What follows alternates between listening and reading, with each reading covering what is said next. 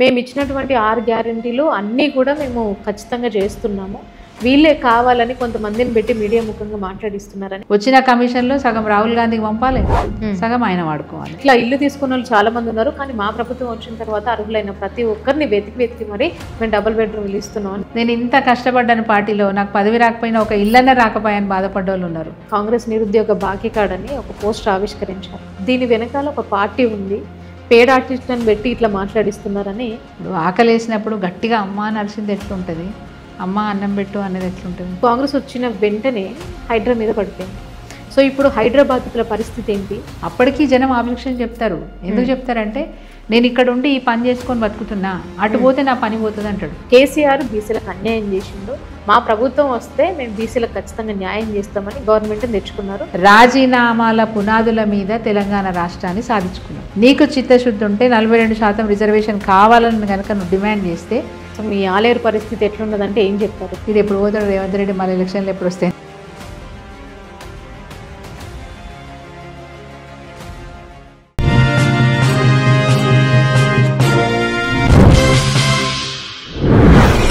వాళ్ళు ఇచ్చినటువంటి గ్యారెంటీల గురించి మాట్లాడితే, మేము ఇచ్చినటువంటి 6 గ్యారెంటీలు అన్నీ కూడా మేము ఖచ్చితంగా చేస్తున్నాము. వీళ్ళే కావాలని కొంతమందిని పెట్టి మీడియా ముఖంగా మాట్లాడిస్తున్నారని కాంగ్రెస్ నాయకులు అంటున్నారు. సరే, మేము మాట్లాడము. ఏదైనా ఒక కాంగ్రెస్ పార్టీ ఎమ్మెల్యేనో ఎంపీనో మంత్రినో కూర్చోబెట్టి అడుగుదాం. 420 హామీలు ఉన్నాయి కదా, లిస్ట్ వైజ్ అడుగుదాం. ఇదైందా ఇదైందా ఇదైందా ఇదైందా అడుగుదాం. ఎన్నిటికీ ఎస్ అని సమాధానం వస్తుందో చూద్దాం. ఓకే, కార్యకర్త అనట్లే, ఒక మంత్రిని, ప్రభుత్వంలో ఒక మంత్రిని కూర్చోబెట్టి అడుగుదాం. 420 హామీలలో ఎన్ని హామీలు అమలు చేసినారు, ఈ హామీ అయిందా, ఈ హామీ అయిందా, ఈ హామీ అయిందా అని అడుగుదాం. ఏం సమాధానం చెప్తారో మనకు అర్థమవుతుంది. మంత్రి చెప్పాలా, కార్యకర్త కూడా అంటలే నేను. ఒక బస్సులో ఉచిత ప్రయాణం అని చెప్తున్నారు. ఇప్పుడు మహిళలు ఏమంటున్నారు, అనవసరంగా మమ్మల్ని రోడ్డు మీద వేసినారు అంటున్నారు. వాస్తవంగా చిన్న చిన్న అవసరాలకు కూడా బస్సు ఎక్కాల్సిన పరిస్థితి వచ్చింది. ఇంకా లేటెస్ట్గా చెప్తే కూరగాయల ధరలు ఎంత పెరిగినాయండి, ఎంత ఘోరంగా పెరిగినాయి. ఎందుకు పెరిగింది? పంట తగ్గింది కాబట్టి, మార్కెట్లోకి కూరగాయలు తక్కువ వస్తున్నాయి కాబట్టి ధరలు విపరీతంగా పెరిగినాయి. పంట ఎందుకు తగ్గింది? రైతులకు అందించే ప్రోత్సాహం తగ్గింది. ఎన్ని బాధలు పెడుతున్నారు రైతులను మీరు? సో ఎక్కడ పోతుంది? ధరలు పెరుగుతున్నాయంటే ఎటు పోతుంది? ఆత్మహత్యలు జరుగుతున్నాయంటే ఎటు పోతుంది? విద్యా ప్రమాణాలు తగ్గిపోయినాయి అంటే ఎటు పోతుంది? తెలంగాణ రాష్ట్రం అధోగతి పాలవుతుంది కదా. రేవంత్ రెడ్డి గారు వచ్చిన తర్వాత రేవంత్ రెడ్డి గారు స్వలాభాలు తప్ప ఇంకేమి చేయడు. వచ్చిన కమిషన్లో సగం రాహుల్ గాంధీకి పంపాలి, సగం ఆయన వాడు. అంటే ఇప్పుడు వాళ్ళంటుంది ఏంటంటే, ఇప్పుడు ఉచిత బస్సు కేసీఆర్ ఇవ్వలేదు, మేము ఇచ్చామనే మంటుంది వాళ్ళకి. మంటుంది. ఇది ఎంత మందికి ఉపయోగపడుతుంది? కాలేజ్ పిల్లలకు కానివ్వండి, స్కూల్ పిల్లలకు కానివ్వండి, ఎక్కడైనా పనులు చేసే వాళ్ళకి కానివ్వండి, ఇంతమందికి ఇది ఉపయోగపడుతుంది అంటున్నారు. మేము కాదు, ఉమ్మడి ఆంధ్రప్రదేశ్లో వైఎస్ఆర్ ఉన్నప్పుడైనా, చంద్రబాబు నాయుడు ఉన్నప్పుడైనా, అప్పటి నుంచైనా స్కూల్ పిల్లలకి బస్ పాస్లు ఉన్నాయి, కాలేజ్ పిల్లలకి బస్ పాస్లు ఉన్నాయి. అది తప్పు స్టేట్మెంట్. రెండోది, ఉచిత బస్సు ఇచ్చాము, మేము ఇవ్వలేదు. కేసీఆర్ గవర్నమెంట్ ఇవ్వలేదు. ఇవ్వకపోయినా ప్రతి గ్రామానికి సర్వీస్ ఇచ్చాం. ప్రతి గ్రామానికి సర్వీస్. ఈరోజు ఎన్ని గ్రామాలకు సర్వీస్ కట్ చేశారు మీరు? అనేక గ్రామాలకు సర్వీస్ కట్ అయింది. రోజుకు ఉదయం ఒకసారి, సాయంత్రం ఒకసారి వెళ్ళాల్సిన బస్సులు ఒక్కటేసారి వెళ్తున్నాయి. కొన్ని గ్రామాలకు బస్సులే బంద్ అయినాయి. ఇంకా విచిత్రం ఏంటంటే, వెడ్డింగ్ సీజనో లేకపోతే ఇప్పుడు మేడారం జాతర వచ్చింది అనుకోండి, అనేక రూట్లలో బస్సులు బంద్ చేస్తారు. బంద్ చేసి మేడారం యాత్రకు పెడతారు. ఏ రూట్లో బ్రహ్మోత్సవాలు వచ్చినాయి, బ్రహ్మోత్సవాలకు అనేక బస్సులు డైవర్ట్ చేస్తారు. అనేక డిపోల నుంచి వస్తాయి బస్సులు, అక్కడ రూట్స్ బంద్ చేస్తారు. ఉచిత బస్సు పెట్టారు కానీ ప్రాపర్గా సర్వీస్ లేదు. అన్ని గ్రామాలలోకి మీ బస్సులు వెళ్ళట్లేదు. ఏమనంటే ఉచిత బస్సు పెట్టినామన్నారు. మీరు ఉచిత బస్సు పెట్టడం వల్ల గవర్నమెంట్కు ఏం లాభం వచ్చింది? గవర్నమెంట్ లాభం కాదని ప్రజలకు సేవ చేస్తున్నాం అనుకుందాం. ఆటో వాళ్ళు రోడ్డు మీద పడ్డారు. ఆటో వాళ్ళకి సంవత్సరానికి 12,000 ఇస్తామన్నారు కదా. నిజంగా చెప్పండి, ఎంతమంది మహిళలు లాభపడ్డారు? నెలలో ఎన్నిసార్లు తిరుగుతారు? 200, 300, 500 ఫ్రీగా పోయి వచ్చినందుకు మిగిలినాయి అనుకుందాం. బట్ ఆటో వాళ్ళ బతుకులు అయితే రోడ్డు మీద పడ్డాయి కదా, వాళ్ళ కుటుంబాలు రోడ్డు మీద పడ్డాయి కదా. చాలామంది ఆటో వాళ్ళు ఈరోజు ఊరేసుకొని చనిపోతున్నారు కదా, కుటుంబాన్ని పోషించలేక అప్పుల పాలు అవుతున్నారు కదా. ఆర్టీసీకి ఏమైనా లాభం జరిగిందా? పోనీ ఆర్టీసీ ఇంకా నష్టాల్లో పోతుంది. మీరు చేసిన చర్య వల్ల ఆర్టీసీ ఇంకా నష్టాల్లో పోతుంది. 100 మంది మహిళలను అడుగుదాం, ఉచిత బస్సు ఇవ్వడం వల్ల మీరు హ్యాపీగా ఉన్నారని 100 మందిని అడుగుదాం. 100 మందిలో ఎవరు ఏ సమాధానం చెప్తే ఓట్లు ఎక్కువ ఉంటే అది యాక్సెప్ట్ చేద్దాం. ఈవెన్ మహిళలు కూడా ఏం హ్యాపీగా లేరు, ఉచిత బస్సు ఇచ్చిరని ఏం హ్యాపీగా లేరు. ఓకే. అంటే వీళ్ళ గ్యారంటీలోనే చూసుకుంటే రేషన్ కార్డులు గత ప్రభుత్వంలో రేషన్ కార్డులు ఇవ్వలేదు, సన్నబియ్యం ఇవ్వలేదు. అది మా ప్రభుత్వం వచ్చిన తర్వాత రేషన్ కార్డులు ఇస్తున్నాం, సన్నబియ్యం ఇస్తున్నాం అని చెప్తున్నారు. తప్పుడు స్టేట్మెంట్. మేము 6,40,000 రేషన్ కార్డులు ఇచ్చాం. 6,40,000 రేషన్ కార్డులు బీఆర్ఎస్ గవర్నమెంట్ ఉన్నప్పుడు బాజాబ్తా ఇచ్చాం. కాకపోతే మేము చేసిన పొరపాటు ఏంటంటే ప్రచారం చేసుకోలేదు. ఇచ్చినవి మేము ప్రచారం చేసుకోలేదు, అది మేము చేసిన పొరపాటు. 6,40,000 మేము బాజాబ్తా రేషన్ కార్డులు ఇచ్చినాం, దాంట్లో అనుమానం ఏం లేదు. కాకపోతే మేము చెప్పుకోకపోవడం అనేది మేము చేసిన పొరపాటు. ఇప్పుడు వచ్చిన వాళ్ళు మేము ఇచ్చామని చెప్తున్నారు కదా, ఇంకా కూడా రేషన్ కార్డులు లేని ఉన్నారు. అర్హులు, నేను చెప్పేది అర్హులు, ఇంకా కూడా అర్హులు, మాకు రేషన్ కార్డు రాలేదనే వాళ్ళు ఉన్నారు, ఇంకా కూడా ఉన్నారు. రేషన్ కార్డులు మేము ఇచ్చాం, వాళ్ళు ఇవ్వలేదు అని చెప్తున్నారు. వాళ్ళు ఇవ్వలేదనేది తప్పు స్టేట్మెంటు, మేము ఇచ్చామనేది రైట్ స్టేట్మెంటు. 6,40,000 ఇచ్చాం ఫిగర్తో చెప్తున్నా. ఐఏఎస్ ఆఫీసర్లు మీ దగ్గరనే ఉన్నారు కదా, సివిల్ సప్లైస్లో డిపార్ట్మెంట్లో పాత రికార్డు తీసి ఎన్ని ఇచ్చినారు చెప్పండి అయ్యా అంటే వాళ్ళే చెప్తారు కదా. నేను ఫిగర్ చెప్తున్నాను, ఛాలెంజ్ చేసి చెప్తున్నాను. 6,40,000 ఇచ్చాము మేము, చెక్ చేయండి. నేను చెప్పేది తప్పు స్టేట్మెంటా? ఓకే. అంటే ఇప్పుడు ఈ డబుల్ బెడ్రూమ్ ఇళ్ళ గురించి మాట్లాడితే కూడా అర్హులైన ప్రతి ఒక్క, అంటే గత ప్రభుత్వంలో వాళ్ళకే బీఆర్ఎస్ ప్రభుత్వం వాళ్ళకే కార్యకర్తలకు నాయకులకే ఇచ్చుకున్నారు తప్ప ఇట్లా ఇల్లు తీసుకున్న వాళ్ళు చాలా మంది ఉన్నారు. కానీ మా ప్రభుత్వం వచ్చిన తర్వాత అర్హులైన ప్రతి ఒక్కరిని వెతికి మరి మేము డబుల్ బెడ్రూమ్ ఇల్లు ఇస్తున్నాం అని. మేము నిజంగా కూడా రేషన్ కార్డులు ఇచ్చిన, డబుల్ బెడ్రూమ్ ఇల్లు ఇచ్చిన మా పార్టీ కార్యకర్తలకు, మా పార్టీ నాయకులకు ఇచ్చుకున్నట్టయితే మేము ఓడిపోయేటోళ్ళమే కాదు. మేము ఓడిపోయేటోళ్ళమే కాదు. బాజాబ్తా మేము పారదర్శకంగా పనిచేసినాం కాబట్టి మా క్యాడర్ కూడా అప్సెట్ అయింది. ఉన్న విషయం చెప్తున్నా, మా క్యాడర్ కూడా అప్సెట్ అయింది. నేను ఇంత కష్టపడ్డాను పార్టీలో, నాకు పదవి రాకపోయినా ఒక ఇల్లన్న రాకపోయాని బాధపడ్డ వాళ్ళు ఉన్నారు. నేను ఇంత కష్టపడ్డాను పార్టీలో, నాకు ఒక ఏది కళ్యాణ లక్ష్మి రాకపోయాని బాధపడ్డ వాళ్ళు ఉన్నారు. అంటే మా టర్మ్ అయిపోతూ ఉంటే లాస్ట్ అప్లికేషన్స్ అవి ఫెయిల్ అయిపోయినాయి. మరి ఎందుకు ఓడిపోయింది? ఇంది చేసినా కూడా ఏంటిది? అంటే మేము పారదర్శకంగా చేసినాం, మా క్యాడర్కి ఇచ్చుకోలే. ఇల్లు ఇచ్చినామా అండి? లాటరీ. ఎస్సీలకు ఎన్ని ఇవ్వాలి ముందే నిర్ణయం జరిగింది, ఎస్సీలకు ఎన్ని ఇవ్వాలి, మైనార్టీలకు ఎన్ని ఇవ్వాలి బాజాబ్తా జీవోలో ఉంది. దాని ప్రకారం ఎస్సీలకు కేటాయించేటివి ఎస్సీలకు, మైనార్టీలకు కేటాయించేవి మైనార్టీలకు, ఎస్టీలకు కేటాయించేవి ఎస్టీలకు, మిగిలిన ఇండ్లు ఉంటే వాటిల్లో కూడా లాటరీ సిస్టమ్లు ఇచ్చినాం. ఎంతమంది అప్లికెంట్స్ ఉన్నారో ఆ అప్లికెంట్స్ని స్థానిక ఎంఆర్ఓలే అర్హులా కాదా అని చెప్పి మొత్తం ఎలిజిబిలిటీ లిస్ట్ తయారు చేసి, ఎలిజిబిలిటీ లిస్ట్లో కూడా మేము మళ్ళీ ఎట్లా చేసినాము, బాజాబ్తా లాటరీ, గ్రామ సభలో లాటరీ పెట్టి చేసినాం. అంత పారదర్శకంగా బీఆర్ఎస్ పార్టీ పనిచేసింది. అందుకే మా క్యాడర్ అప్సెట్ ఉన్నారు, మాకు ఇల్లు రాకపోయాను. మేము అట్లేం చేయలేదు. రేషన్ కార్డులు ఇచ్చినా అర్హులకే ఇచ్చినాము, ఇండ్లు ఇచ్చినా అర్హులకే ఇచ్చినాము. పార్టీ క్యాడర్కి ఇవ్వాలని ఎక్కడ కూడా చూడలేదు. కేసీఆర్ గవర్నమెంట్ చాలా పర్టికులర్గా, ఎందుకంటే కేసీఆర్ గారు ఎప్పుడు మాట్లాడినా చాలా గొప్పగా మాట్లాడేవారు. ఆయన స్థాయికి ఎవరు చేరుకోరు కూడా, ఇంకా ఈ దేశంలో ఎవరు చేరుకోరు. నేను చెప్తాను, తెలంగాణ రాష్ట్ర బాధ్యత మనది, తెచ్చినమనేది కాదు, తెచ్చినాక దీన్ని నిలబెట్టుకునే బాధ్యత మనది. వారు ఏ పార్టీ మనకు అవసరం లేదు, తెలంగాణ ప్రజల బాధ్యత మనది అన్నాడు. టీఆర్ఎస్ పార్టీ బాధ్యత మనది అనలేదు సార్, తెలంగాణ ప్రజల బాధ్యత మనది. ఎవరికి ఏదొచ్చినా అది తీర్చే బాధ్యత మనది. నాకు ఓటేసిన వాళ్ళకే సేవ్ చేస్తా అనలే కేసీఆర్ గారు, తెలంగాణ ప్రజల బాధ్యత మనది అన్నారు. మాకు అట్లాగే నేర్పినారు, మేము అట్లనే పనిచేసినాం. అందరు ఎమ్మెల్యేలకు వార్నింగ్ ఇచ్చి చెప్తుండే, మాకు రివ్యూ మీటింగ్ పెడితే కూడా, ఎల్పీ సమావేశాలు పెడుతుండే కూడా మా కేసీఆర్ గారు ఈ మాట చెప్పేవాళ్ళు, మన బాధ్యత ఇది. నేను ఎందుకు చేస్తా అంటే, ఇష్టం లేకపోతే రాజీనామా పెట్టి వెళ్ళిపో, ఇంట్లో కూసో, ఇట్లనే గొప్పడేవాళ్ళు మమ్మల్ని. ఎల్పీ మీటింగ్లో ఎమ్మెల్యేలను మంత్రులను కూడా గొప్పడేవాళ్ళు. సార్ చిత్తశుద్ధితో పనిచేయండి, మీరు మరకలు అంటించుకుంటే పార్టీకి మరక అంటుతుంది, పిచ్చి పనులు చేయకండి, ఇట్లనే ఈ భాషలోనే మమ్మల్ని కొప్పడేవాళ్ళు, మందలిచ్చేవాళ్ళు. మీకు మరక అంటితే పార్టీకి మరక అంటుతుంది, పార్టీకి మరక అంటితే ఆగమైపోతాము. మళ్ళా ప్రజలు మళ్ళా తెలంగాణ పరుల పాలు చేసినట్టు అవుతుంది. ఇప్పటికే అవతల వాళ్ళు ఇంకా ఆలోచిస్తున్నారు, తెలంగాణను మళ్ళీ ఎట్లా కబ్జా చేద్దామా అని ఇంకా ఆలోచిస్తున్నారు, తెలంగాణలో ఎట్లా మన పెత్తనం తీసుకొచ్చుకుందామా అని ఇంకా కూడా ఆలోచిస్తున్నారు. మనం జాగ్రత్తగా ఉండాలి, తెచ్చింది మనమే, నిలబెట్టాల్సింది మనమే, దీన్ని కాపాడాల్సింది మనమే అని చెప్పేవాడు సార్. కేసీఆర్ గారిని ఫాలో అయిన వాళ్ళు ఎవరు చెడిపోలేదండి. మేడం, ఇప్పుడు నిరుద్యోగుల గురించి మాట్లాడితే, మొన్న జల్విహార్లో కాంగ్రెస్ నిరుద్యోగ బాకీ కార్డ్ అని ఒక పోస్టర్ ఆవిష్కరించారు. దీని వెనకాల ఒక పార్టీ ఉంది, పేడ్ ఆర్టిస్టులను పెట్టి ఇట్లా మాట్లాడిస్తున్నారని కాంగ్రెస్ నాయకులు అంటున్నారు. కడుపులో మంటతో వచ్చే మాట ఒకలాగా ఉంటుంది, పేడ్ ఆర్టిస్ట్ మాట్లాడే మాట ఇంకొకలాగా ఉంటుంది. నిజంగా కడుపులోంచి వచ్చిన మాట మాట్లాడారా వాళ్ళు, లేకపోతే పేడ్ ఆర్టిస్టులు మాట్లాడారా, మనకు చూస్తే అర్థమైపోతుంది కదా. ఇప్పుడు ఆకలి వేసినప్పుడు గట్టిగా అమ్మ నరిసింది ఎట్లుంటుంది, అమ్మ అన్నం పెట్టు అనేది ఎట్లుంటుంది? తేడా ఉంటుంది కదా. ఏదో ఆ టైంకి అన్నం పెట్టు అని అడిగేవాడు ఆ టైంకి అన్నం పెట్టు అని అడుగుతాడు. కడుపులో ఆకలి ఉన్నవాడు ఎట్లా అడుగుతాడు?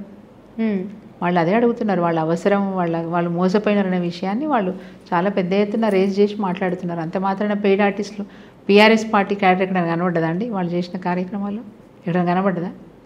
అసలైన సిసలైన నిరుద్యోగులు రోడ్డెక్కితే పెయిడ్ ఆర్టిస్టులను మాట్లాడితే ఎంత అవమానపరుస్తున్నారు ఈ నిరుద్యోగ యువతను? తప్పు కదా. అంటే మీకు ఏది నచ్చకపోతే అది BRS పెయిడ్ ఆర్టిస్టులను మాట్లాడేస్తారా? ఎంతమంది నిరుద్యోగులు ఆత్మహత్యలు చేసుకుంటారా అండి? తెలంగాణ కోసం ఆత్మహత్యలు చేసుకున్న సందర్భాలు చూసినాం. రాష్ట్రం కోసం ఆత్మహత్యలు చేసుకున్న సందర్భాలు చూసినాం. నిరుద్యోగ యువత తనకు ఉద్యోగం రావట్లేదని, ఇక రాదని చనిపోతున్నారు. రైతులు నేను నష్టపోయినాను, ఇక నేను కోలుకోలేను, నా వల్ల కాదు అని చెప్పి చనిపోతూ ఉన్నారు. తెలంగాణ కోసం చనిపోవడం త్యాగం అండి. మరి వాళ్ళు త్యాగం చేయట్లే, బాధతో చనిపోతూ ఉన్నారు. గత ప్రభుత్వంలో జాబ్ నోటిఫికేషన్లు ఎక్కువ లేక, అంటే ఇప్పుడు కాంగ్రెస్ రావడానికి ఒక రకంగా చెప్పుకోవాలంటే నిరుద్యోగుల పాత్ర ఎక్కువగా ఉంది. మరి ఈ ప్రభుత్వం వచ్చిన తర్వాత ఎన్ని నోటిఫికేషన్లు ఇచ్చింది అంటే ఏం చెప్తారు? మొన్న 1-2 నోటిఫికేషన్లు ఇచ్చినట్టున్నారు తప్ప, అంతకుముందు మేము నోటిఫికేషన్ ఇచ్చి, మేము పబ్లిక్ సర్వీస్ కమిషన్ ద్వారా మేము నోటిఫికేషన్ ఇచ్చి, మేము ఎగ్జామ్స్ కండక్ట్ చేసి సెలెక్షన్ చేసిన లిస్ట్నే ముందర పెట్టుకొని ఇది అపాయింట్మెంట్ ఆర్డర్స్ ఇచ్చారు. అది మా పుణ్యమే, మేమే చేసినామని వాళ్ళు చెప్పుకుంటున్నారు. చెప్పాను కదా, అనేక విషయాలలో మేడం డైరెక్ట్ గా సీతక్క గారు చెప్తున్నారు, మా ప్రభుత్వం వచ్చిన తర్వాత, మా ప్రభుత్వం వచ్చి 22 నెలలు అవుతుంది, ఈ ప్రభుత్వంలో మేము 70,000 ఉద్యోగాలు ఇచ్చినాం, ఇంకా నోటిఫికేషన్లు ఇస్తాము, వాళ్ళు పేడ్ ఆర్టిస్టులను పెట్టి మాట్లాడిస్తున్నారు అని సీతక్క గారు అంటున్నారు. వారు చెప్పారు కదా 70,000 ఉద్యోగాలు ఇచ్చినామని. 70,000 ఉద్యోగాల జాబితా బయట పెట్టమని చెప్పండి. అందులో 30,000 ఉద్యోగాలు బాజాబ్తా తెలంగాణ అది కేసీఆర్ గారి ప్రభుత్వంలో ఇచ్చిన నోటిఫికేషన్ ప్రకారమే చేసినాం, దాంట్లో డౌట్ ఏం లేదు. పైగా మేము ఏమి ఇవ్వలేదు, ఏం నోటిఫికేషన్ ఇవ్వలేదని చెప్తున్నారు. సీతక్క గారి ప్రతి కాన్స్టిట్యున్సీలో, ప్రతి గ్రామ పంచాయతీలో పంచాయత్ సెక్రటరీని ఎవరు నియమించినారు? పెద్దగా చెప్పట్లే ఫిగర్, నేను చాలా చిన్నగా చెప్తున్నా, సీతక్క గారు ఆలోచించుకోవడానికి చెప్తున్నాను. ప్రతి 5,000 ఎకరాలకు ఒక వ్యవసాయ విస్తరణ అధికారిని మేము నియమించినాము. మీ కళ్ళ ముందు కనిపిస్తలేరా వీళ్ళంతా?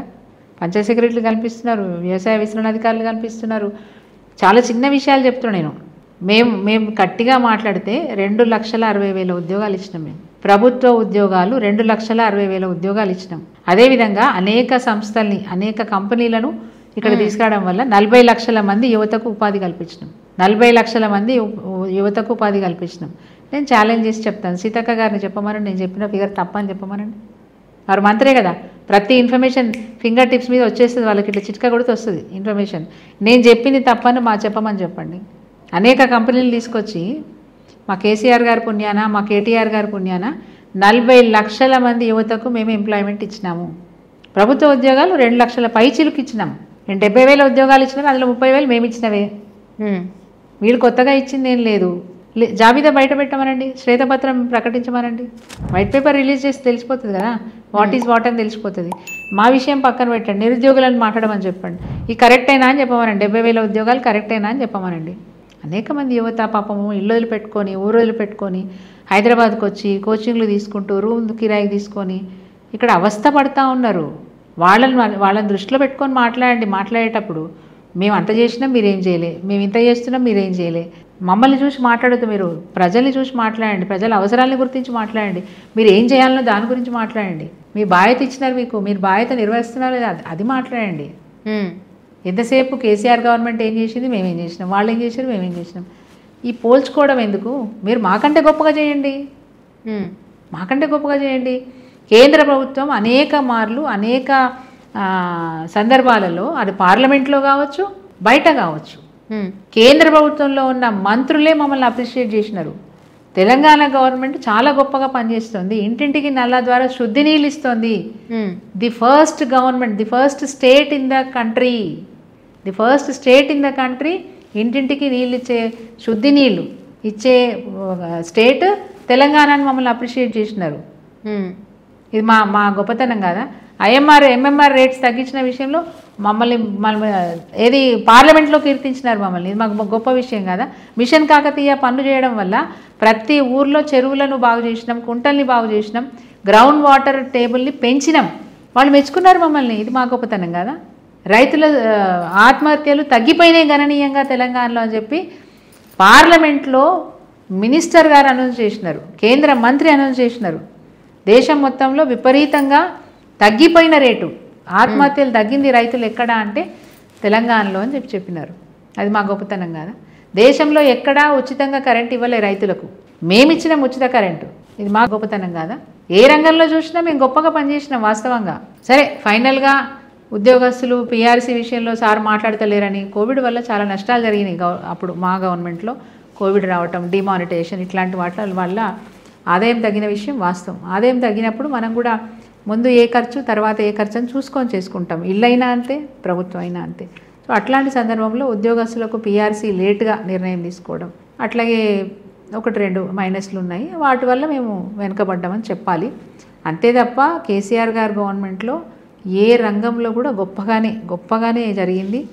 అండ్ అనేక అప్రిసియేషన్స్ వచ్చినాయి. ప్రపంచ వ్యాప్తంగా కూడా కొన్ని విషయాల్లో మేము రికార్డ్ బ్రేక్ చేసినాం. అట్లాంటి రికార్డు తెలంగాణ రాష్ట్రంలో కేసీఆర్ గారి గవర్నమెంట్కి ఉంది. వీళ్ళేదో వచ్చి తాటాకు చప్పుళ్ళు చేస్తే మా చరిత్రను ఎవరైతే రూపుమాపలేరు కదా, ఆయన వచ్చి పిచ్చి పిచ్చి ప్రయత్నాలన్నీ చేస్తున్నారు. ఈ మాట వాడుతున్నాను. తెలంగాణ రాష్ట్రానికి సంబంధించిన రాజముద్రను మారుస్తానంటారు. దానివల్ల ఎవరికి లాభమో అర్థం కాదు. ఎవరికైనా లాభం ఉందా దానివల్ల? తెలంగాణ జాతి గీతాన్ని మారుస్తున్నాను, దానివల్ల ఎవరికి లాభం ఉంది?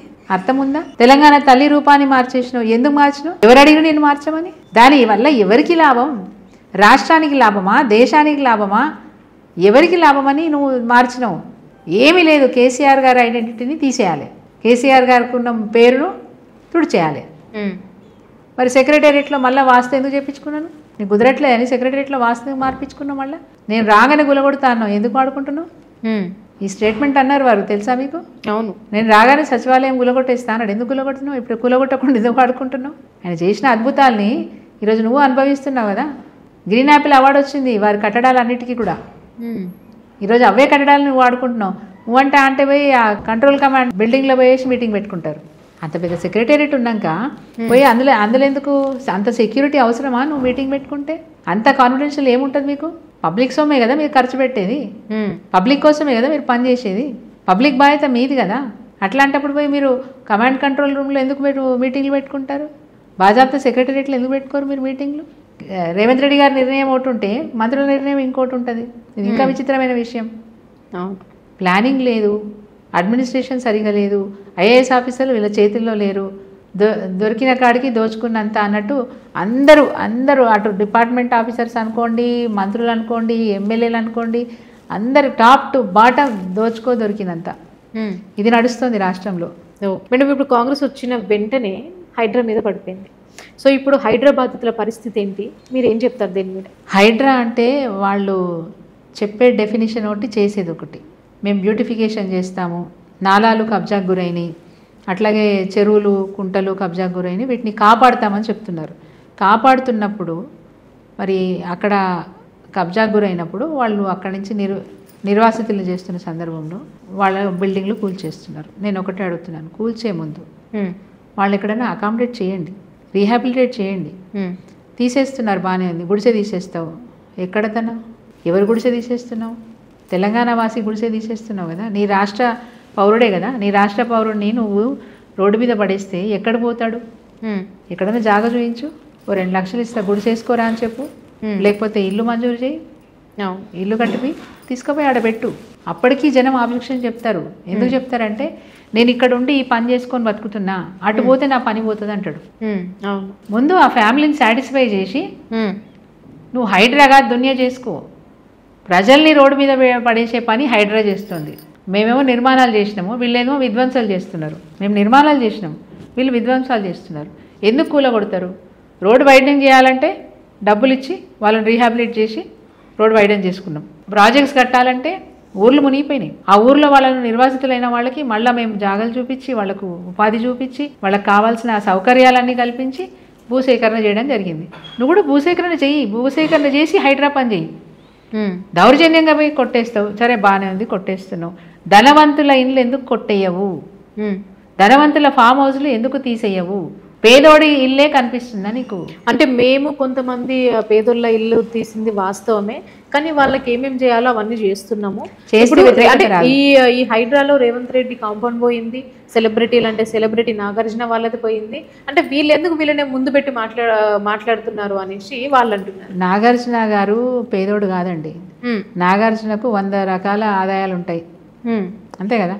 సో వారిది ఒకటి పోతే వారికి పెద్ద ఫరక పడకపోవచ్చు. మీరు వాళ్ళకి కాంపెన్సేషన్ ఇచ్చిండొచ్చు, అది మాకేం తెలియదు. ఇంకా ఏమైనా ఫేవర్ చేసిండొచ్చు, మాకు తెలియదు. కానీ పేదవాళ్ళు లక్షల మంది ఈరోజు రోడ్డు మీద పడ్డారు. ఈ లక్షల మందికి ఉపాధి కల్పించే బాధ్యత ఎవరిది? వాళ్ళ పోషణ బాధ్యత ఎవరిది? ఆ కుటుంబం రక్షణ బాధ్యత ఎవరిది? ప్రభుత్వానికి కాదా? ఇంత నిర్లక్ష్యం ఎందుకు పేదవాళ్ళంటే? మేము కట్టించిన డబుల్ బెడ్రూమ్లు ఉన్నాయి, మేము పంచలే అంటున్నాం, నువ్వు పంచుతా అంటున్నావు. తీసుకుపోయి అక్కడ పెట్టు, వాళ్ళకి అక్కడే ఏదైనా ఉపాధి అవకాశం చూపించు. ఆ తర్వాత నువ్వు హైడ్రా చేస్తావా, డ్రామా చేస్తావా, చేసుకో, ఏమి ఇబ్బంది లేదు. పేదవాళ్ళని రోడ్డు మీద పడేస్తే ఎవరైనా గొంతెత్తాల్సిందే. ఇప్పుడు తెలంగాణ భవన్కి వస్తున్నారు, అయ్యా మాకు అన్యాయం జరుగుతుంది, మమ్మల్ని ఎట్లయినా సరే కాపాడండి అని వస్తున్నారు. కేటీఆర్ గారు అభయం ఇచ్చినారు, దాని తగ్గట్టుగా పనిచేస్తూ ఉన్నారు. మూసీ ప్రక్షాళన అన్నారు. ఎంతవరకు వచ్చిందని మీ మూసీ ప్రక్షాళన? టకా టకా టకా టకా ఇండ్లు తీసేసారు కదా, బిల్డింగ్లు గులగొట్టేసారు కదా. ఎంతవరకు వచ్చింది మీ ప్రోగ్రెస్? ఎక్కడి వరకు వచ్చింది? కేటీఆర్ ఎక్కడ ఆపినో అక్కడే ఉంది పని, ఒక్క అడుగు కూడా ముందుకు వాళ్ళే. ఏం చేస్తుంది గవర్నమెంట్? ప్రకటిస్తుంది, పేదోళ్ళను రోడ్డు మీద వేసేస్తుంది, తర్వాత ఒక్క పని కూడా చేయదు. అంటే ఈ హైడ్రా వచ్చింది కూడా మంచి చేయడానికే, ఖచ్చితంగా మంచి జరుగుతుంది. గత ప్రభుత్వంలో ఒక వర్షాలు కొడితే ఇండ్లలోకి వచ్చేవి వాటర్, ఇప్పుడంతా ఎట్లున్నది వర్షం పడితే అనేసి రేవంత్ రెడ్డి గారే స్వయంగా చెప్తున్నారు. కరెక్ట్.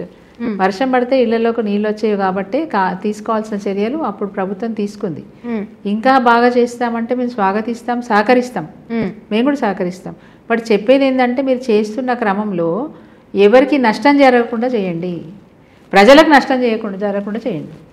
మేము కూడా సహకరిస్తాం, మేము కూడా స్వాగతిస్తాం.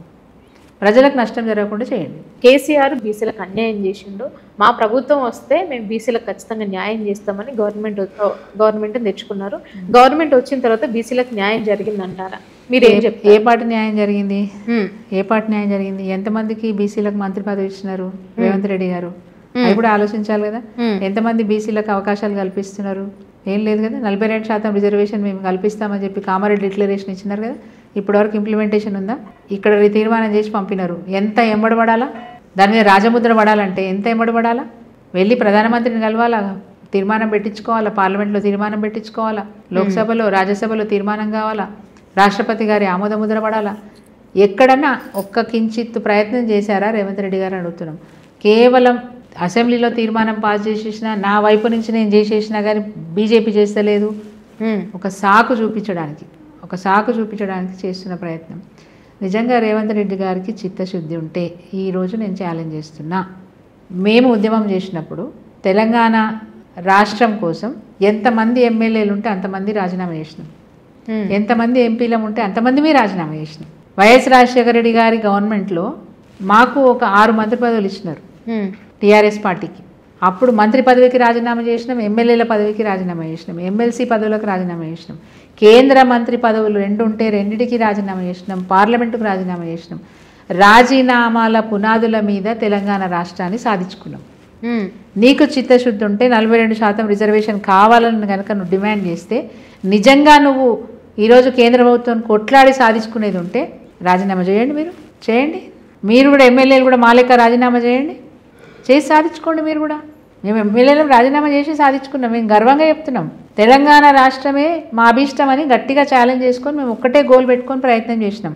నిజంగా నీకు 42% రిజర్వేషన్ ఇవ్వాలనే చిత్తశుద్ధి కనుక ఉంటే ఇప్పటివరకు ఏం కించిత్ ప్రయత్నం చేయలే. ఇప్పుడు మెల్లగా పోయి కలిసి వస్తున్నా చూసి వస్తున్నా అంటున్నావు. కలిసి వస్తే చూసి వస్తే పనులు జరగవు. నువ్వు కూడా ఒక ఉద్యమం చేయి, బీసీల కోసం ఉద్యమం చేయి. ఒకవేళ ఓపెన్ ఛాలెంజ్ ఆయన చేస్తే మా పార్టీ ఎమ్మెల్యేల కాలు పట్టుకునే మేము రాజీనామా చేపిస్తాం. ఇప్పుడు మాకైతే ఎంపీలు లేరు కదా, కాంగ్రెస్ ఎంపీలు ఉన్నారు, బీజేపీ ఎంపీలు ఉన్నారు. మీరు 8 మంది ఉన్నారు, వాళ్ళు 8 మంది ఉన్నారు. 16 మంది రాజీనామా చేయండి. ఎమ్మెల్యేలు అవసరం లేదు. కాంగ్రెస్ ఎంపీలు 8 మంది, బీజేపీ ఎంపీలు 8 మంది. మాకు బీసీ రిజర్వేషన్ 42% కావాలి, మేము దీనికి కట్టుబడి ఉన్నామని చెప్పి రాజీనామా చేయండి. కేంద్రం దిగిరాదు, మాట్లాడదు.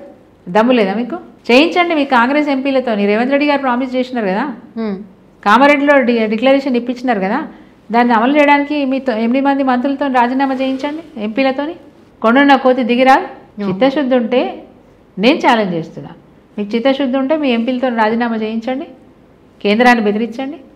42% అమల్లోకి వచ్చేటట్టు చిత్తశుద్ధి ఉంటే చేయండి మీరు. మా పార్టీ తరఫున మేము సపోర్ట్ చేస్తాం. మా వాళ్ళని ఏమైనా రాజీనామా చేయించుకుంటే మేము చిత్తశుద్ధం చేస్తాం. త్యాగాల పునాదుల మీదనే టీఆర్ఎస్ పార్టీ నిలబడ్డది. త్యాగాల పునాదుల మీదనే మేము తెలంగాణ రాష్ట్రాన్ని సాధించుకున్నాం. మీ భవిష్యత్తు ఏందో మీరు నిర్ణయం తీసుకోండి. మీరు ఇచ్చిన మాట నిలబెట్టుకోవడానికి ఏమాత్రం ప్రయత్నం చేస్తున్నారో మీ చిత్తశుద్ధిని చాటి చెప్పండి. ఇది వాళ్ళతో కాదు, అయ్యేది కాదు.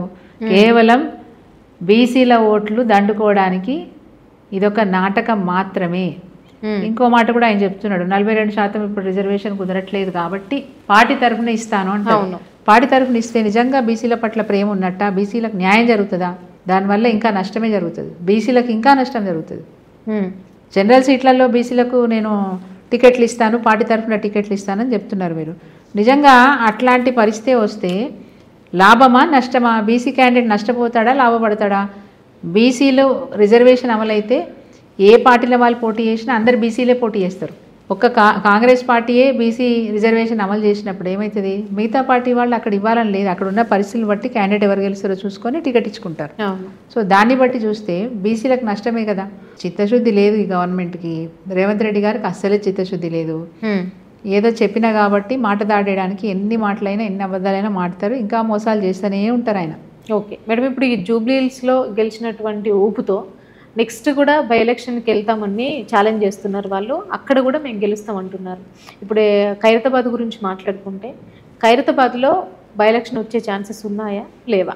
ఉన్నట్టుగా అనిపిస్తున్నాయి. ఎందుకంటే ఈరోజు లేటెస్ట్ న్యూస్ చూస్తుంటే కూడా ఈవెన్ దానం నాగేందర్ గారు కూడా రాజీనామా చేయాలనే ఆలోచనలో ఉన్నట్టుగా బయట వార్తలు వస్తున్నాయి. ఒకవేళ ఆయన రాజీనామా చేస్తే ఉప ఎన్నికలు వచ్చే అవకాశం అయితే ఉంటుంది. అటు కడియం శ్రీహరి గారు, ఇటు దానం నాగేందర్. ఇంకొక మాట నేను అడుగుతాను, నిజంగా వీళ్ళకి అంటే ఇప్పుడు ఎందుకు ఈ పరిస్థితి వచ్చింది? రాజీనామా చేసే పరిస్థితి ఎందుకు వచ్చింది? 10 మంది ఎమ్మెల్యేలు పార్టీ మారడం వల్ల అవును దాని మీద కేసు అవ్వడం, ఎంక్వైరీలు జరగడం, ఇవన్నీ జరుగుతున్నాయి. నోటీసులు ఇవ్వడం, ఎంక్వైరీ జరగడం జరుగుతుంది. 10 మంది ఎమ్మెల్యేలు ఇచ్చిపెట్టి ఇద్దరే రాజీనామా చేస్తారు. చేస్తే 10 మంది చేయాలి కదా. చేస్తే 10 మంది చేయాలి. 10 మంది రాజీనామా చేసి ఉప ఎన్నికకి వెళ్తే తెలుస్తుంది విషయం ఏందనేది. వాస్తవమా కదా? ఇప్పుడు ఇద్దరే ఎందుకు రాజీనామా చేస్తున్నారు? దీని వెనకాల ఏం కుట్ర ఉంది?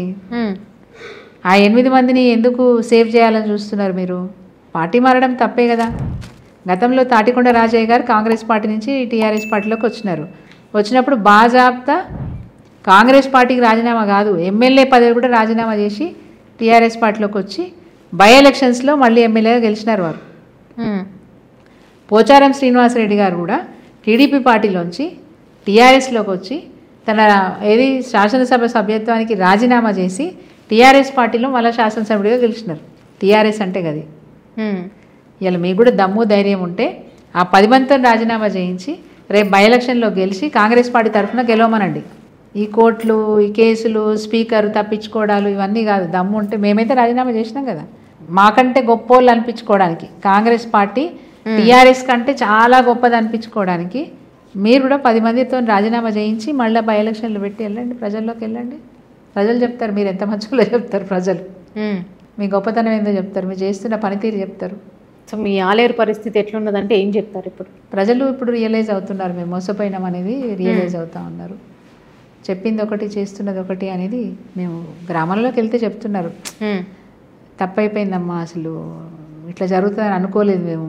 ఇది ఎప్పుడు పోతాడు రేవంత్ రెడ్డి, మళ్ళీ ఎలక్షన్లు ఎప్పుడు వస్తాయని అడుగుతున్నారు. మళ్ళీ ఎలక్షన్లు ఎప్పుడు వస్తాయని అడుగుతున్నారు వాస్తవంగా. ఆ పరిస్థితి ఉన్నది. ఏది గ్రామాలలో రైతులు అప్సెట్ ఉన్నారు, మహిళలు అప్సెట్ ఉన్నారు, విద్యార్థులు అప్సెట్ ఉన్నారు. సో ఏ రంగం కూడా హ్యాపీగా లేదు. వ్యాపారస్తులు అప్సెటే ఉన్నారు. యారుగుట్ట దేవస్థానం అంటే నా కాన్స్టిట్యున్సీలో ఆలేరులో ఉంటుంది కదా. సో 1300 కోట్లు పెట్టి నిర్మాణం చేస్తున్నంతసేపు కూడా విపరీతంగా రియల్ ఎస్టేట్ పెరిగింది. ఏ ఉద్యోగ ఉపాధి అవకాశాలు లేని వాళ్ళు కూడా ఆ రోజు బతకగలిగారు. 200 గజాలు అమ్ముకుంటే స్థలము పిల్లవాడిని విదేశాలకు పంపించి అక్కడ డాక్టరేట్ పొందేదానికి కావాల్సిన ఫీజు కట్టగలిగినారు. అమ్మాయి పెళ్లి 100 గజాలు అమ్మితే అమ్మాయి పెళ్లి ఘనంగా చేసే పరిస్థితి ఉండే ఒకప్పుడు. మళ్ళీ ఏం జరిగింది? ప్రభుత్వం వచ్చిన తర్వాత రియల్ ఎస్టేట్ కంప్లీట్గా పడిపోయింది. ఈరోజు యువత అన్ఎంప్లాయిడ్ అయిపోయారు. మళ్ళీ మా దగ్గర మా కాన్స్టిట్యున్సీలో మళ్ళీ వ్యవసాయం కుంటుపడింది. కష్టపడి పంట పండిస్తే పంట కొనట్లేదు. రైతులు నారాజు ఉన్నారు, ఎరువుల కోసం క్యూ లైన్లో నిలబడతా ఉన్నారు. సో కాన్స్టిట్యున్సీలో వాస్తవంగా చాలా అంటే ప్రజలు ఇబ్బంది పడుతూ ఉన్నారు. వాళ్ళకి ప్రభుత్వం మారాలనేది బాగా గట్టిగా పడ్డది. ప్రభుత్వం మారాలనేది గట్టిగా పడ్డది. నేను గ్రామాల్లో తిరుగుతున్నప్పుడు వస్తున్న స్పందన కానీ అప్పుడప్పుడు రావాలి, మీరు వచ్చిపోతుంటే మాకు ధైర్యం ఉంటుంది అని చెప్తుంటారు. తర్వాత ఇట్లా అవుతుంది అనుకోలేదని చెప్తారు, అంత ఆగమైపోయిందని చెప్తుంటారు. ఇక కొందరైతే మేము హైదరాబాద్ పోతే తిరుగుతున్నారు మా చుట్టాలని చెప్తున్నారు. కామెడీ అనిపించింది నాకు ఫస్ట్. ఏం తిరుగుతున్నారు అని అంటే, మేము కరెక్ట్ వేసిన ఓట్లు మీరే తప్పేసారు, ఇలా కేసీఆర్ ఒడగొట్టిరని తిరుగుతున్నారంట. ఓకే. సో గ్రామీణ ప్రాంతాలు చాలా సీరియస్గా మార్పు రావాలని కోరుకుంటున్నారు. ఓకే, ప్రజలైతే మార్పు రావాలని కోరుకుంటున్నారు. ఇప్పుడు మీ క్యాడర్ నుంచి మీరు ఎమ్మెల్యేనా లేకపోతే బీఆర్ఎస్లో ఉన్నటువంటి ఇంకొక వ్యక్తి ఎమ్మెల్యేగా పోటీ చేస్తాను? ఇప్పటి వరకు నా క్యాడర్లో కన్ఫ్యూజన్ ఏం లేదు, నా పార్టీలో కన్ఫ్యూజన్ లేదు. ఆశపడే వాళ్ళు వస్తారు పోతారు, దాని ముందు చాలా మంది ఆశపడతారు కదా. సో నేను 2001 నుంచి పార్టీలో పనిచేస్తున్నా. అక్కగా కొందరు మేడం అంటారు, కొందరు అక్క అంటారు నా కాన్స్టిట్యున్సీలో. నన్ను మా క్యాడర్ అంతా కూడా సరే నాకు ఇచ్చే గౌరవం ఇస్తారు, నాతో పని చేయించుకున్నారు. నేను కూడా సేవా కార్యక్రమాలు చేసినాను, నన్ను కావాలని కోరుకుంటారని నేను అనుకుంటున్నాను. పార్టీ అధిష్టానం కూడా ఇప్పటివరకు కొంత ప్రచారం దాన్ని ఎట్లా చూస్తారు మీరు? అంటే మీ మీద కొంచెం నెగిటివ్ ప్రచారాలు అయితే జరుగుతున్నాయి. ఉండొచ్చు, ఎందుకంటే నేను 2 సార్లు ఎమ్మెల్యేగా పనిచేసిన. అందరికీ అన్ని పనులు జరగవు. కొందరు 90 పనులు చేసి ఒక్క పని చేయకపోయినా కానీ నాకు పని చేయలేదని నా మీద నారాజ్ అయ్యే వాళ్ళు ఉంటారు. అది కామన్, వెరీ కామన్. కేసీఆర్ గారి మీద కూడా ఆయన అందరికీ చేసి నాకేం చేసిండు అంటారు. ఉదాహరణ చెప్తున్నా. అంటే ఎవరు వ్యక్తిగతంగా నాకు అనే పరిస్థితి వచ్చింది ఇప్పుడు రాజకీయంగా. ఒకప్పుడేమో మా ఊరికి ఇది చేయి, మా ఊరికి అది చేయని అడిగేవాళ్ళు. ఇప్పుడు నా ఊరికి చేసినావు, నాకేం చేసినావు అంటున్నారు. ఒక ఊరికి రోడ్డే లేదు, రోడ్ వేపిస్తాము. ఆ ఊర్లో బడి లేదు, బడి ఏర్పాటు చేస్తాము. అంగన్వాడీ సెంటర్ లేదు, అది చేపిస్తాము. ఒక కమ్యూనిటీ హాల్ చేపిస్తాము. ఎవరికైనా ఉపయోగపడే విధంగా ఒక హాల్ కూడా కట్టిస్తాము. ఎన్ని చేసినా ఊరికి చేసినావు, నాకేం చేసినావు అంటున్నారు. కేసీఆర్ గారు పల్లె ప్రగతి కార్యక్రమంలో వైకుంఠధామం నిర్మింపజేసినారు. పారిశుద్ధ్యం పాటించడానికి పారిశుద్ధ్య కార్మికులకు జీతాలు పెంచినారు. దాంతోపాటు ఫండ్స్, గ్రామ పంచాయతీకి ఫండ్స్ ఎక్కువ ఇచ్చినారు. ట్రాక్టర్లు కొనిపించినారు, ట్యాంకర్ కొనిపించినారు, చిట్టడివి పెట్టించినారు, నర్సరీలు పెట్టించినారు, విపరీతంగా మొక్కలు నాటించినారు. గ్రామాలు చాలా అందంగా తీర్చిదిద్దినారు కదా. డంపింగ్ యార్డ్లు చేసినారు. ఇన్ని చేస్తే ఊరికి చేసిరు, మాకేం చేసిరు అంటున్నారు. ఏం చెప్పమంటారు? ఓకే, ఊరికి చేసిరు, మాకేం చేసిరు అంటే ప్రజల్లో రేవంత్ రెడ్డి పెట్టిన ఆశలకు మభ్యపడ్డరు. ఓ ఇంకా ఈయన 2000 ఇచ్చిన 4000 ఇస్తారట. ఇంట ఆమెకు 18 ఏళ్ళు దాటిన మహిళకు టంచన్గా నెల మొదటి తారీఖు నాడు, 1st తారీఖు నాడు 2500 వేస్తా మహాలక్ష్మి పథకం కింద అన్నారు. ఆశపడ్డారు మహిళలు. వాస్తవంగా బీఆర్ఎస్ పార్టీ అంటే ఇష్టపడేటోళ్ళు తప్ప మిగతా అందరూ కూడా మహిళలు నెలకు 2500 వస్తే ఎందుకు వదులుకోవాలి అనే ఉద్దేశంతో రేవంత్ రెడ్డి గారు కోటేశ్వరి అనే మాట నేనే చెప్తున్నా. మోసపోయినారు కాబట్టి ఈసారి కసితో ఉన్నారు. కేసీఆర్ గారు ఉండగా బతుకమ్మ పండుగకి అనేక ఏర్పాట్లు చేసేవాడు మహిళలు ఆడుకోవడానికి. ఎక్కడైతే రెగ్యులర్గా ఆడుకుంటారో ఆ ప్రాంతాన్ని మంచిగా నీట్గా చేసి వాళ్ళకు లైటింగ్ ఏర్పాట్లు అట్లాంటివన్నీ చేయడమే కాకుండా బతుకమ్మ ఘాట్ ఏర్పాటు చేసి అక్కడ కూడా లైటింగ్స్ ఏర్పాటు చేసి రక్షణకు పోలీస్ శాఖ వాళ్ళని కూడా అక్కడ ఏర్పాటు చేసి అనేక విధాల సదుపాయాలు కల్పించినారు. దానికి ప్రత్యేకంగా బడ్జెట్ కూడా కేటాయించేవాళ్ళు బతుకమ్మ పండుగకు. అట్లాగే బతుకమ్మ చీరలు ఇచ్చేవారు కానుకగా. సరే ఆ రోజు కూడా కాంగ్రెస్ పార్టీ వాళ్ళు చీరలు తగలబెట్టి అవమానించినారు, సాంప్రదాయాన్ని అవమానించినారు. ఆడబిడ్డకి ఇచ్చిన చీరను తగలబెట్టి అవమానించినారు. వాళ్ళు ఎన్ని చేసినా ఏం చేసినా కేసీఆర్ గారు చిత్తశుద్ధితోని టీఆర్ఎస్ పార్టీ మహిళలకు ఇవ్వలేదు. తెలంగాణ రాష్ట్రంలో ఉన్న ప్రతి పేదింటి మహిళకి ఇచ్చినారు. నువ్వు కాంగ్రెసా, నువ్వు కమ్యూనిస్టా, నువ్వు బీజేపా, నువ్వు టీఆర్ఎస్ అని ఆలోచించి ఏరి ఇవ్వలే. సంఘంలో ఉన్నావా లేవా, మహిళా సంఘంలో ఉంటే ఇస్తా, ఆన్ పార్ ప్రతి పేదింటి మహిళకి చీర ఇచ్చినారు. ప్రతి బతుకమ్మ పండగకి చీర ఇచ్చినారు. రంజాన్ పండగ వస్తే ముస్లింలకు కూడా తోఫా కింద భార్యాభర్తకు ఇద్దరికి కూడా 2 జతల బట్టలు ఇచ్చినారు. క్రిస్మస్ వస్తే కూడా సెలబ్రేషన్స్ కోసం డబ్బులు కేటాయించి దాంతోపాటు వాళ్ళకు కూడా కానుకలు ఇచ్చినారు. అంటే తెలంగాణ సమాజంలో ఉన్న ప్రతి ఒక్కరికి నేను కేసీఆర్ వల్ల లబ్ధి పొందలేదు అనేవాడే లేడు. మీకు ఇంకొక మాట చెప్పి నేను ఈ టాపిక్ని ముగిస్తాను. ఒకప్పుడు సర్కారు సొమ్ము నాకు రూపాయి తెలియదు అన్నోళ్ళని చాలామందిని విన్నా నేను. అంటే నా లైఫ్లో చాలామంది నాకు సర్కారు సొమ్ము రూపాయి తెలియదు అన్నోళ్ళని విన్నా. బట్ నేను ఛాలెంజ్ చేసి చెప్తా, కేసీఆర్ గవర్నమెంట్లో కింది నుంచి పై వరకు బాజాబ్తా కేసీఆర్ గవర్నమెంట్లో బెనిఫిట్ పొందిన వాళ్ళు ఉన్నారు, ధనవంతులు కూడా బెనిఫిట్ పొందినారు. ఎట్లా, ఏ రకంగా పొందినారు? 24 hours power supply, okay, and safe drinking water ప్రతి ఇంటికి వచ్చింది. ట్యాంకర్లు పెట్టుకో బంద్ అయింది. ఉన్న వాళ్ళు ఏం చేసేవాళ్ళు, పవర్ ఫెయిల్యూర్స్ ఉన్నప్పుడు, పవర్ కట్ ఉన్నప్పుడు ఇన్వర్టర్లో జనరేటర్లు పెట్టుకునేవాళ్ళు. ఇప్పుడు ఇన్వర్టర్లు జనరేటర్లు అవసరం లేని పరిస్థితి కేసీఆర్ గారు తీసుకొచ్చినారు. ధనవంతులు కూడా 24 hours పవర్ ఎంజాయ్ చేసినారు. సో అట్లా తెలంగాణ ప్రాంతంలో కేసీఆర్ గారి దయ వల్ల బెనిఫిట్ పొందని మనిషి లేడని నేను చెప్తున్నా. Okay, thank you so much ma'am. చాలా టైం కేటాయించారు, అడిగిన వాటికి చాలా ఓపికగా సమాధానం చెప్పారు. Thank you so much. అవసరమని అడిగినారు, నేను ఉన్నదే చెప్పాను. అవును, thank you so much opportunity. Thank you.